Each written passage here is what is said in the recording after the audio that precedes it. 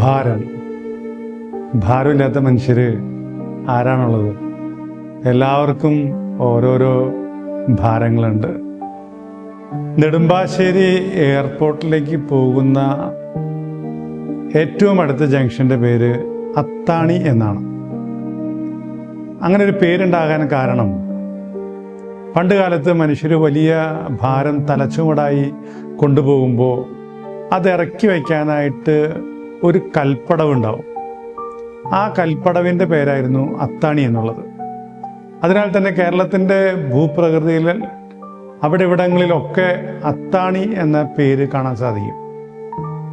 പക്ഷേ ഈ നെടുമ്പാശ്ശേരിയിലേക്ക് പോകുന്ന ആ ജംഗ്ഷനിൽ അത്താണി എന്നുള്ള പേര് ഒട്ട് കൗതുകം ഉണർത്തുന്നതാണ്. കാരണം ഈ നാട് വിട്ട് ലോകത്തിൻ്റെ വിവിധ ഭാഗങ്ങളിലേക്ക് മനുഷ്യർ പോകുന്നത് വലിയ അത്താണി ആകാൻ വേണ്ടിയാണ്. അവർ ജീവിതത്തിൻ്റെ വലിയ ഭാരം ചുമന്നിട്ടാണ് പോകുന്നത്. ഭാരം എന്ന് പറയുന്നത് കിലോ കണക്കിനുള്ള ചുമടുകൾ മാത്രമല്ല.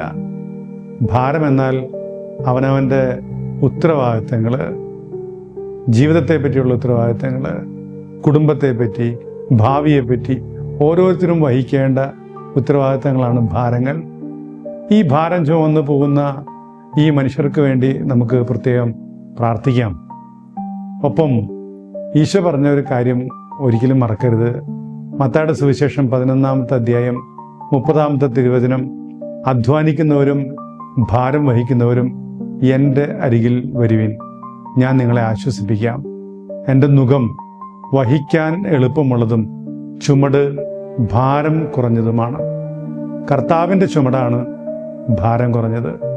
അത് മനുഷ്യൻ്റെ ചുമടാക്കി മാറ്റിക്കഴിഞ്ഞാൽ അതിന് വല്ലാത്ത ഭാരമായിരിക്കും, വല്ലാത്ത നിരാശ തോന്നും, വല്ലാത്ത വിഷമങ്ങൾ തോന്നും. നമുക്ക് മതിയായി എന്നൊക്കെ വിഷമിച്ചു പോകും. എന്തുമാത്രമാണ് കഷ്ടപ്പെടുന്നത്, എല്ലാ ദിവസവും ഇതാണല്ലോ എന്നൊക്കെയുള്ള മടുപ്പ്, നിരാശ, ഇതൊക്കെ നമ്മളെ ബാധിക്കാൻ സാധ്യതയുണ്ട്. നമ്മൾ ഓർക്കണം, നമ്മുടെ ജീവിതഭാരങ്ങൾ അത് കർത്താവ് നമുക്ക് നൽകുന്ന കുരിശായിട്ട് മനസ്സിലാക്കിയെടുത്താൽ, കർത്താവ് നൽകുന്നതായിട്ട് മനസ്സിലാക്കിയെടുത്താൽ പിന്നെ അത് വഹിക്കാൻ എളുപ്പമുള്ളതാണ്. അതുകൊണ്ടാണ് അവൻ്റെ നുകം വഹിക്കാൻ എളുപ്പമുള്ളതും ചുമട് ഭാരം കുറഞ്ഞതുമാണ്.